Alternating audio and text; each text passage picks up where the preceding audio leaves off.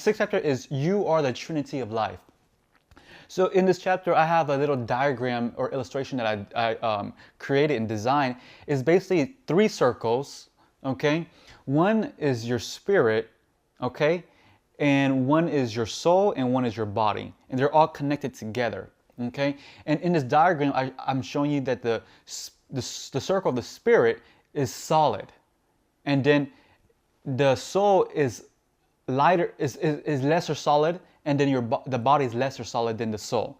So in order for the body to reflect as much solidness of the spirit, the soul needs to awaken unto the spirit.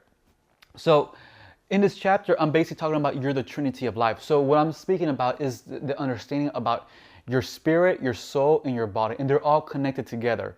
And the only way that your image can have more of a solid image or an eternal image is first coming down to the foundation of your spirit. And what I'm explaining in this chapter is that your spirit is already complete, is already perfected, is already one, okay?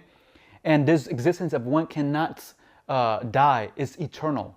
And in order for your image, your body, for it to be eternal, first your soul needs to become eternal. And the only way that your soul can be eternal is by seeing who the spirit is inside the soul. And the reason why that the soul is living is because the spirit is inside, is living.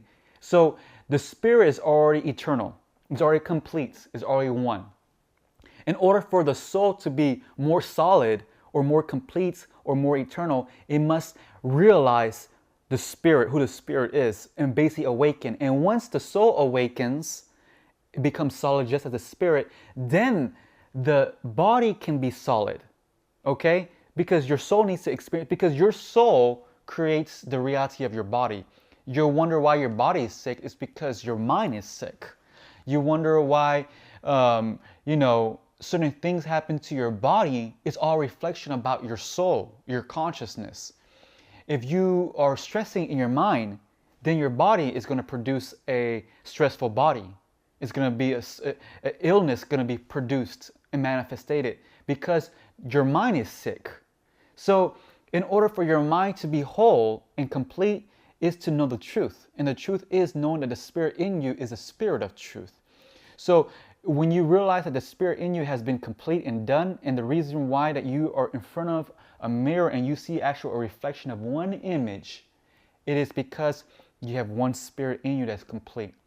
And the reason why you have a complete image is because you have a complete spirit. Now, if you don't realize that your spirit is complete, then your image will fade away. Because if I take away your spirit, automatically your image will decay. Your body will be on the ground and it will decay and it will be faded away. Okay, so understanding the Trinity of Life, they're all connected as one. So you got to open up and realize that your spirit, your soul, and your body are not separated. When you come to the knowledge of God, you see all these 3 are connected as one to create a one existence. So you cannot have life if you have not body. You cannot have life if you have not soul. And you cannot have life if you have not spirits. And the spirit, the soul, and the body are connected together to have existence. So there's no way that your soul can exist without your spirit. Okay, the reason why you have a living soul is because you have a living spirit inside of you. There's no way that your spirit can experience life without your soul, because your soul is made out of your mind, your will, and emotion. And in order for the spirit to experience life, it must have a soul. So you're saying that a spirit cannot exist without soul? Yes, I'm saying exactly that. Because in order for a spirit to experience mind, will, and emotion, there has to be a soul. Because mind, will, emotion is soul. Soul is these 3 right there that's in your soul. The only way that you can experience life is by the mind, is by the will and the emotion. If you had no emotions, no mind, there's no way you can experience life. So the spirit and the soul are connected together.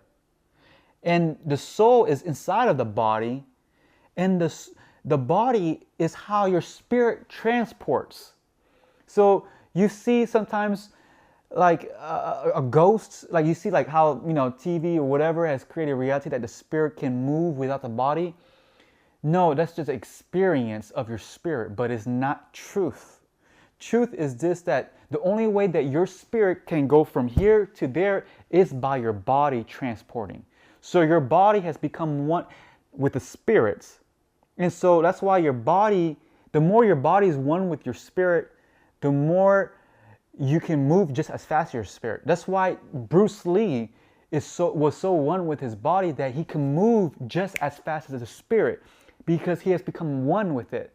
The only problem with that is that knowledge of good and evil is still being taught during that time. And so, of course, he had to pass away with the body because the world was teaching that God is not in you.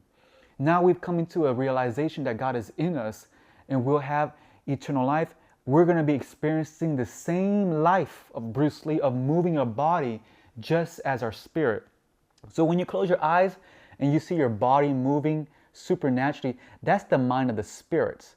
Your body is wanting to move like that, but because you are not awakened to this knowledge, you cannot move just as you see in your mind, in your spirits.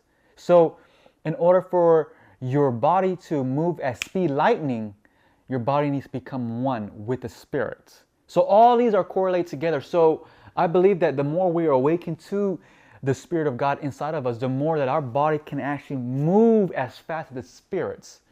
So right now, my body can only move to a certain amount of speed from one place to other place because of the motor skills that is inside of my body is not awakened unto the fullness of the Spirit of God in me. In order for my body to be complete and one, I need to awaken to the Spirit of God in me. And that's how we can move as fast as a spirit that's already existing. So you have an urge of wanting to do something quick and stuff like that, but your body cannot attain it because the body is a reflection of how much you believe the Spirit is inside of you. So the more you realize the Spirit is inside of you, the more your soul and your body will experience the Spirit inside of you. So that's a little glimpse of that, but there's so much more I can talk about. But that's a little, there's something for you to chew on about this chapter, about the chapter that I'm speaking about. So my mind's just going everywhere. So so at the end of the day is this: if you had no body, you cannot live. If you have no soul, you cannot live. If you have no spirit, you cannot live. And in order for you to have life, you have to have all these three. Okay, they're connected as one. So that's the bottom line. And that's it for this vlog.